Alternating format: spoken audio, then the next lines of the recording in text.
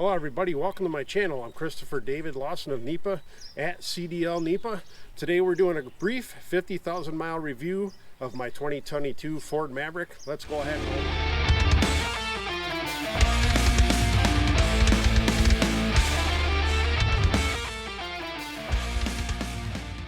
Alright folks, I bought this in December of 2021. I had ordered it in the summer of 2021.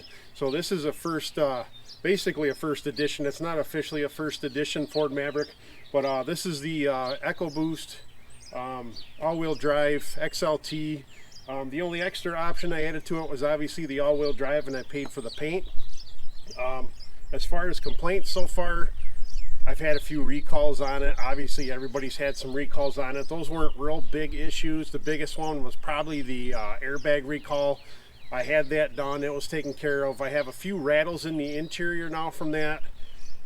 Unfortunately, that's one of the big complaints I have so far. I have a few rattles here and there. My paint has held up really well on it. A lot of people complain about the paint having issues on these. I don't seem to have that. At 50,000 miles, I drive a lot of highway miles. Obviously, it's only been a little over 2 years that I've owned this vehicle. The only real chips I have are in the front, and it's going to be like that. I drive on crappy highways in New York State and Pennsylvania, so it's going to be like that. All right, you're really not going to be able to see the chips on camera, folks, but it's basically, I have maybe 5 of them total, really small ones. I have touch-up paint for it, so I'm going to touch it up myself. People are saying the paint's not that durable, but I'm going to also show you something with this. Let me back the camera off a little bit. You probably can't see it, but I actually had an accident with this back in November. Somebody sideswiped me. You can't see it. Other than if you get really close, you might be able to see some scratches. These aren't my factory rims, these are my snow tires, but the only real damage I had was to the factory XLT rim. Wasn't my fault. Somebody tried to pass me in a non-passing zone in town, and there's no damage to the panel, folks. That woman hit me. I was going 40 miles an hour. She was probably going 50 in a no passing zone. Hit the side of the vehicle. I actually pushed her Chevy out of the way, and it didn't damage this side. I haven't had this fixed yet either, folks. These are a lot more durable than you think they are. All right, folks, next we're going to talk about the interior. People complain about scratches on these things all the time. I'm telling you what, you did buy a cheaper vehicle. Yes, you want it to hold up. I really don't have any bad scratches on my interior. And like I said, 50,000 miles, I'm in and out of this thing. You can see it's still a little dirty. I did wash it today. I don't, baby this thing. But the seats have held up really good. To say I ride, like I said, I've done 50,000 miles. I ride about 80 miles a day, and there's no wear and tear on any of the stitching whatsoever. Again, this is the XLT interior. Everything's held up really well. We'll go ahead and get in.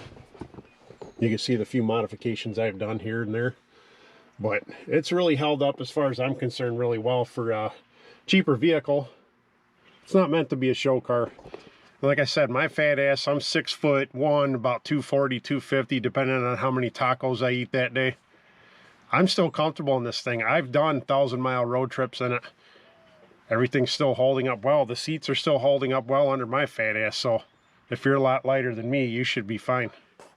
All right, one of the complaints a lot of people seem to have with these two is the infotainment system. I'm not going to be any different in that aspect. Yeah, it's not the greatest thing in the world.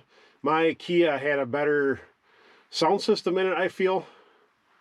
I didn't have like all the Apple CarPlay and all that shit.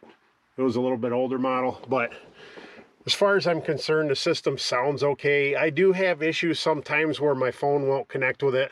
The Bluetooth's never really been 100% connected, so I don't ever use Bluetooth. I always plug my phone in to charge it, so that's still an issue. I don't see me replacing that anytime soon unless somebody comes out with a really good system that'll actually fill that entire space like Ford should have done from the factory. But again, bought a cheaper vehicle, but you still want things to work the correct way. All right, folks, like I said, a couple little chips here and there, a few recalls that were taken care of by Ford with no issue. All in all, I still love this truck. The only regret I have is I didn't get the towing package.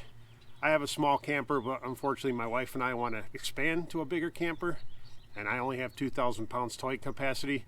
Somewhere in the near future, I may end up putting the towing package in this. Look out for that video coming soon. maybe not soon, I don't know. But I'm definitely, the next thing I got to do is change the front brakes out on it. Bye for now. Subscribe for more.